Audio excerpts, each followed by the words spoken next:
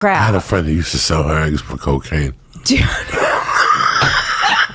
She used to sell her eggs. That is not funny. This bitch and she was pretty. She was about 20, Holy 22, shit. 23. Oh my. She moved out here. She was confused and shit. And Who was buying her eggs knowing that that's how she was? went to some clinic Wow. and she stayed clean. And then they would give her the big paycheck. And she was a waitress at the Laugh Factory. But she was selling her That's eggs. a fucking process And to they go had- through, you and- know. And they had to come get her, dog. I bet. Like the family had to come here and get her and take her away. In I a bet. In a white little van and Dude, shit. that's no joke. And she was yelling Abe Lincoln. And Holy shit. it How was many like- eggs can you sell? I don't know. She was an egg. You make them, you know, she until was you an don't. egg, She so. was an egg making machine. But you got to take drugs to But get them. Yes, Yeah. they were giving her the drugs, and she was snorting blow, and she was. I don't going, think that's allowed. Dog, it doesn't really matter. It's like what I'm telling you about my wife. Like my wife is straight. She was Right. raised straight. So my wife was raised to believe a certain thing about marijuana. And for So- years, same she was here. at the comedy store and she was exposed to it. She just never liked it. And then her and I started dating. And she realized that I would go downstairs and smoke. And, you know, when you first start dating people, you accept things. Sure. You accept things because you're hoping you'll get rid of those things. With her, she was drinking. And I was smoking. And I was doing a lot of other things. But she didn't know those things. Then she caught on after a while. But that's not here or there. What the point I'm getting to is, after about a year and a half one day, I came upstairs and she goes, "Why do you need to smoke?" You know, and I explained to her that I had been smoking since I was a kid. Wait, why do you? To help your, like, anxiety, help you focus, or make you creative, or? Listen, I think man, everyone has their own Let me reason. explain something. Let me be honest with I mean, you. it makes you feel good. All these emotions didn't become public till about 15 years ago. Before then, there was no anxiety. There was no fucking Well, there sleeplessness. was. We just didn't talk There was about it. no insomnia. Yeah, nobody talked about Right. that shit. You just felt fucked up. Mm-hmm. When I was a kid, I Yeah, felt you were just an asshole. when I was a kid, I felt fucked up. Me too. And whenever I smoked pot, it made me feel balanced. Yeah. Whenever I drank alcohol, it was this yearning feeling. Like that would give me anxiety. Like I wanted to do, but I couldn't. Like I was getting held back. When you do cocaine, that's a certain horrible I've anxiety. never done cocaine. You know, any of those drugs. But when I smoked reefer, I was home. Yeah. And it took me to say, "Terry, can you sit down for a second?" I go, "Number one, I'm never going to quit smoking pot. I'm never going to quit smoking. What about if you go home and meet my parents? I don't really give a Frenchman's fuck. I'll take a walk around the corner." I go, for some people it's a cocktail. For some people it's playing tennis. For some people Yoga. For me, there's nothing like going for a walk with a Walkman or an iPad on or whatever the fuck they call them, iPod, and having music on and smoking a joint and walking a mile and clearing your head. Yeah. And if you have a problem, that's your solution. You'll get it by the end of that walk. Marijuana will help you attain that. That's how I always felt about it, to be Okay, strictly so honest with you. I feel similarly, and I gave it up because like I said, I was raised like Terry. My parents were, you know, not into it at all, and my stepdad, he came into our lives when I was 14, and he, like I said, you know, he was pretty famous musician, and my mom made him give up all weed, booze, everything, drugs, like nothing. He couldn't do anything, but that meant that when I was going out and smoking pot, if I came home and he was there, I could get fucking busted like fast. And there was one time that I came in and I reeked of it. And I knew it and she knew it, and my mom was like not having it. And and she said, like, "I knew you were at Sam Fine's house and, you know, you got high." And I was like, "What? No, I'm not high. I don't smoke." And she was like, "Harvey, come here and smell her and look at her and tell me if she's high." And my stepdad, who looks like Jerry Garcia, if you don't know who he is, Google him. His name's Harvey Brooks. Looks like Jerry Garcia. Gets in my face and just like stares at me. And I'm thinking, fuck, I'm so fucking busted. And he just like nods, looks at my mom, and he's like, "Nope, she's good. She's totally not high." And she was like, "Oh, okay, I'm sorry," and walks out. And he just looks at me and he goes, "I want a quarter pounder with cheese. I want fries. I want a milkshake tomorrow on the top of the stairs in the basement. You don't tell your fucking mother." And I was like, done. Like, he had me so busted, and she wouldn't let him eat shit like that. So, like, I went out and got him everything, and, like, left it like an offering at the top of his steps, because I was like, don't tell on me.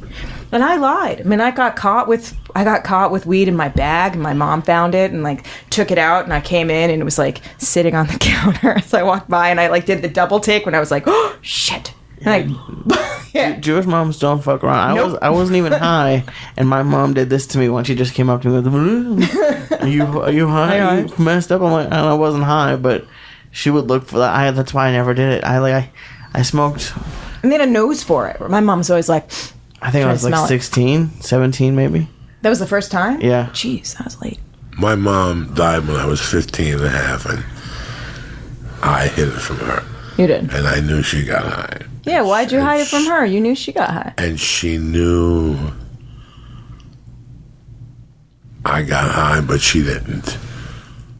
Because one time she got in a bind for weed, she asked one of my friends. Oh my God. But maybe she was baiting him or something. Because he goes, your mom on an off color asked me if I could get a weed.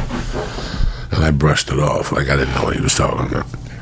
Yeah, I mean, But no, I hid it from my you hit mom. it. Well, see, so here's the thing. This is why I've been trying to, change this conversation, and I think it's so interesting that, like, you would say to your wife that, like, you don't give a fuck if her parents know that you smoke, but you told me that you don't want your daughter to ever know that you smoke. No, not right now. Not right now. I get it. She's not 4. the next couple years. I don't want her to.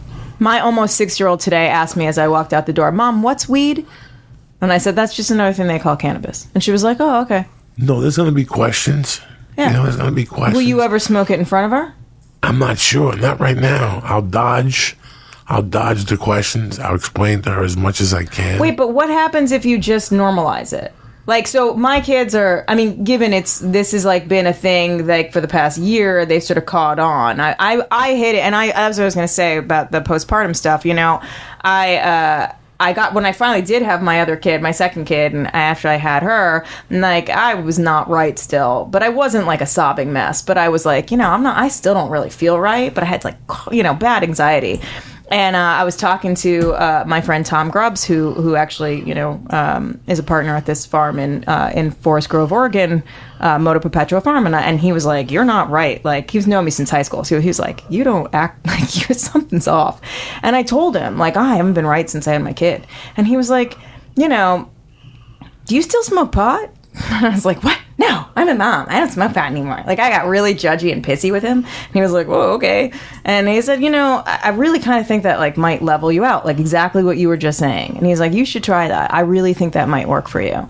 And I thought about it, and I was like, I always really loved smoking pot, and it's exactly what you said. Like, that I just felt okay, leveled out. Something about that drug. Right. Does it? Makes me feel like I'm home. Right. Listen, I could sit here and give you blow smoke up your ass and tell you, No, in a year I'm going to quit smoking dope. Yeah, no. I'm never quitting I again. I thought about it because I'm not getting as high. I don't get the results I want to as when we first started. I want to fucking drool. Like, So can you take, like, a 2-month break and then go back to it? Although, how would you what's sleep? my options? I don't know. I have such a system. What about dabs? Have you tried that? No, that's too strong. I can't have a blowtorch in my house. You don't have to have a blowtorch. You can use it like the hot nail. No, please, for the love of Christ. Have you done that? Have you done a dab? How have I done dabs and you haven't? We've done them in here. Oh, well, then it's just too much work for what I want to. But you've seen the hot nail that you plug in, right? Yeah, that's I've like a seen all totally that different stuff. thing. No, I don't want none of that stuff in the house. I really like those. I like my little pipe. That's how I like to fly. I have dab. I have my little pipe. I have a fucking stick to clean it out with a little shish kebab stick. And your bong. I steal from my wife. You go out in the backyard. I got a secret compartment. I go out in the backyard. I zip it up and I put it back in the secret compartment. And nobody knows fucking nothing. Okay, so I have a cabinet that all of my weed's in. You can see it, and like any, bong or my bowl, whatever. My kids know where it is. I have it locked, and I have the key. But they know where it is, and like they'll come in, and I'll have it open. I'll have it open, and my older one will be like, "Smells like marijuana in here. Why were you in the cabinet?" But I'll vape in front of them. My older one, and when I'm being, because obviously Tom was right, and the weed worked, and so I've been using it ever since for postpartum depression and for anxiety. I'm a better parent. My older daughter will go into my bag and find this and give it to me, like when it's in its case, and will hand it to me and be like, Mom, do you think maybe, you want to smoke some pot because you seem like you're having a really hard time? And she's not wrong.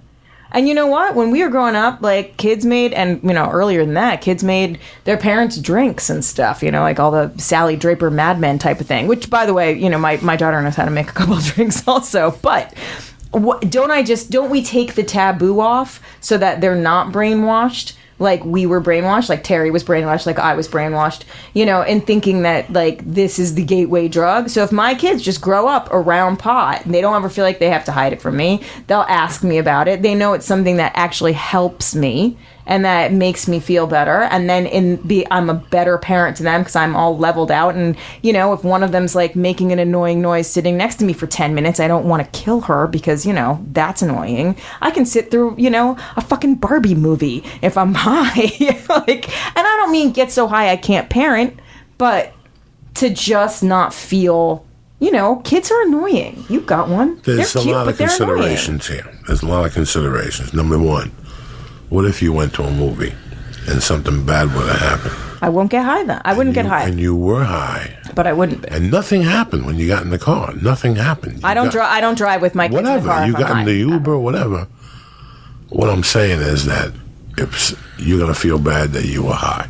There's so many aspects but to this. You can smoke pot and not be high is my point. No, everybody's different. Everybody has a different situation. Remember, when I sit my daughter down and have to talk with her, it's not just going to be about marijuana. Right. It's going to be, no.